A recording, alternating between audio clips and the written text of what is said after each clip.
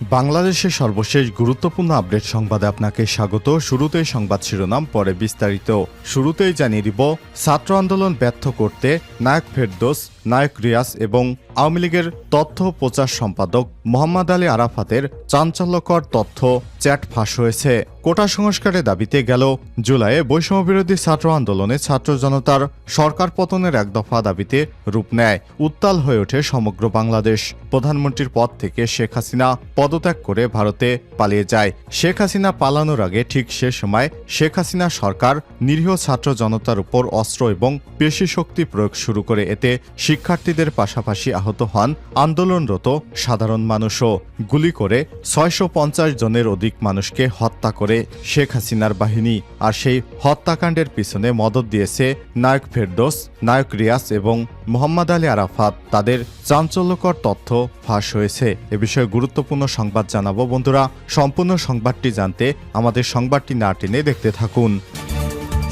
এরপর জানিয়ে দিব, সংবিধানে তত্ত্বাবধায়ক সরকার ফেরাতে চাই বললেন বিএনপির ভারপ্রাপ্ত চেয়ারম্যান তারেক রহমান।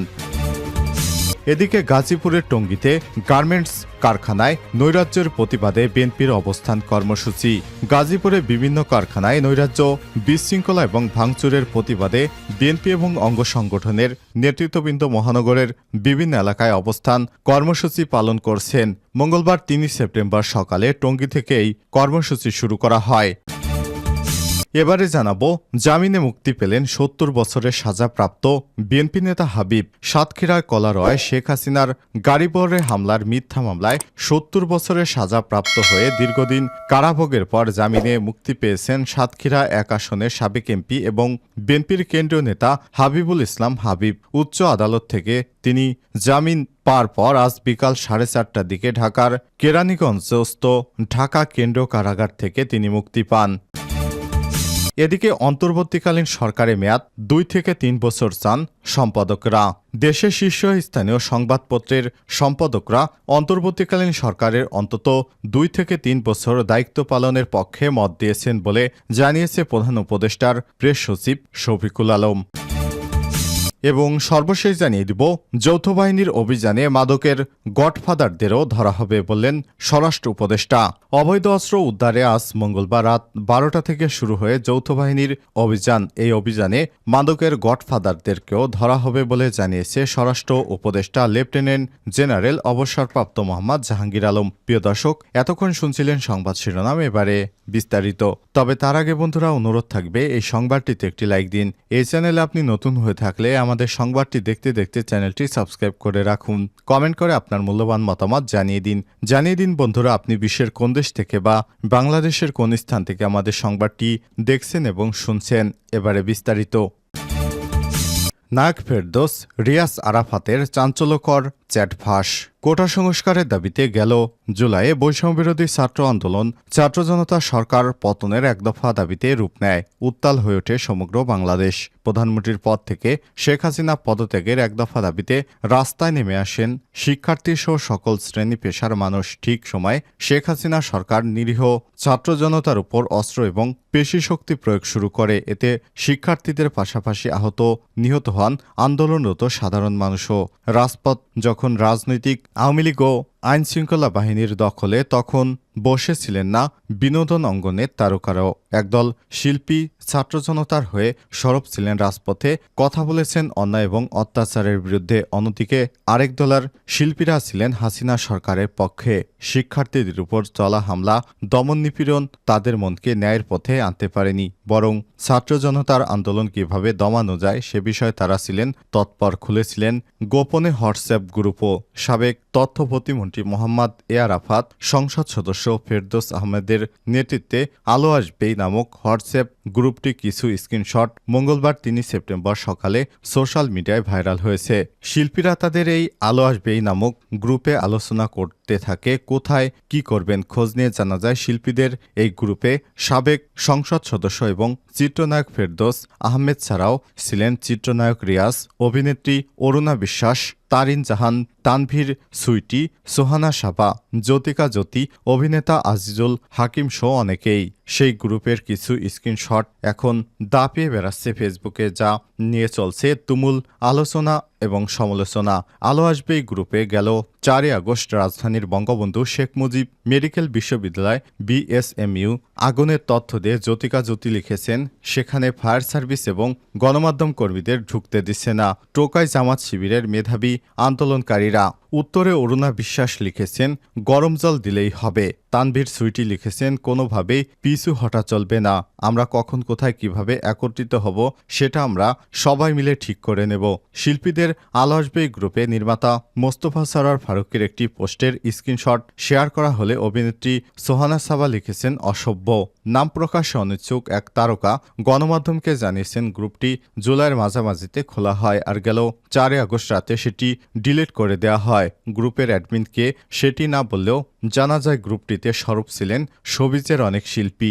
এ সময় তিনি আরও বলেছেন, বিটিভিতে আগুন দেওয়ার পর যারা সেখানে গিয়ে আন্দোলনের বিপক্ষে কথা বলেন তারা সবাই গ্রুপটিতে সক্রিয় ছিলেন।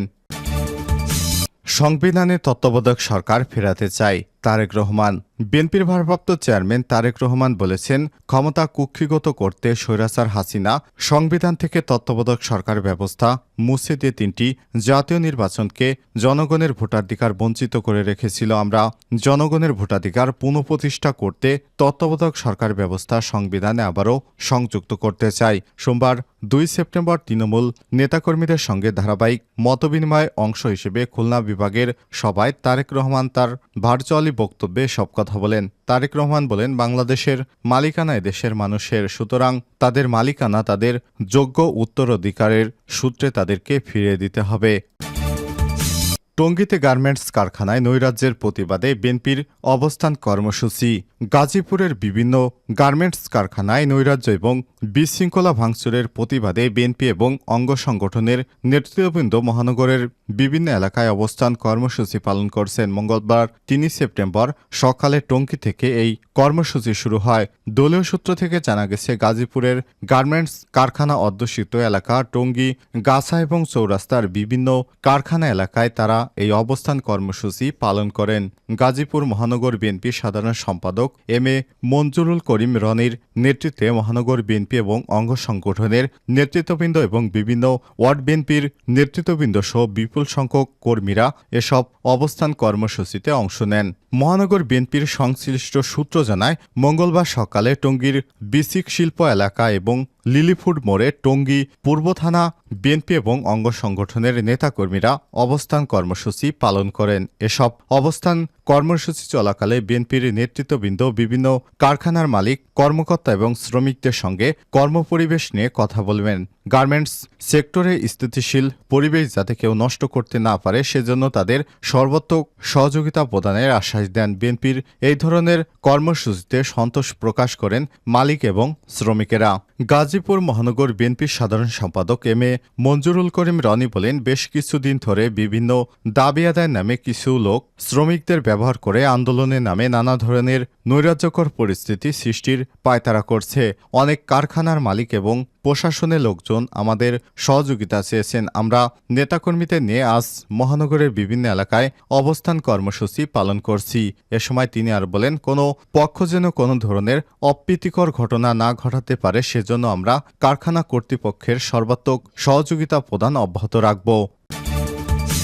জামিনে মুক্তি পেলেন 70 বছরের সাজাপ্রাপ্ত বিএনপি নেতা হাবিব। সাতক্ষীরার কলরয় শেখ হাসিনার গাড়িপরে হামলার মিথ্যা মামলায় 70 বছরের সাজাপ্রাপ্ত হয়ে দীর্ঘদিন কলরোয়ার পর জামিনে কারাভোগের পর জামিনে মুক্তি পেয়েছেন সাতক্ষীরা 1 আসনের সাবেক এমপি এবং বিএনপির কেন্দ্রীয় নেতা হাবিবুর রহমান হাবিব। উচ্চ আদালত থেকে জামিনের আদেশ পাওয়ার পর আজ মঙ্গলবার বিকেলে 4:30টার দিকে তিনি মুক্তি পান। এর আগে গতকাল সোমবার 2 সেপ্টেম্বর বিএনপি নেতা হাবিবুল ইসলাম হাবিবের পৃথক 3টি জামিননামা সম্পাদন করেন সাতক্ষীরা জেলা জজ আদালতের সিনিয়র আইনজীবী অ্যাডভোকেট আব্দুল মজিদ। গত 27 আগস্ট দুপুরে উচ্চ আদালতের 11 নম্বর বেঞ্চ থেকে তিনি সহ কারাগারে থাকা 46 বিএনপির সহ সব নেতাকর্মীদের জামিন দেওয়া হয়।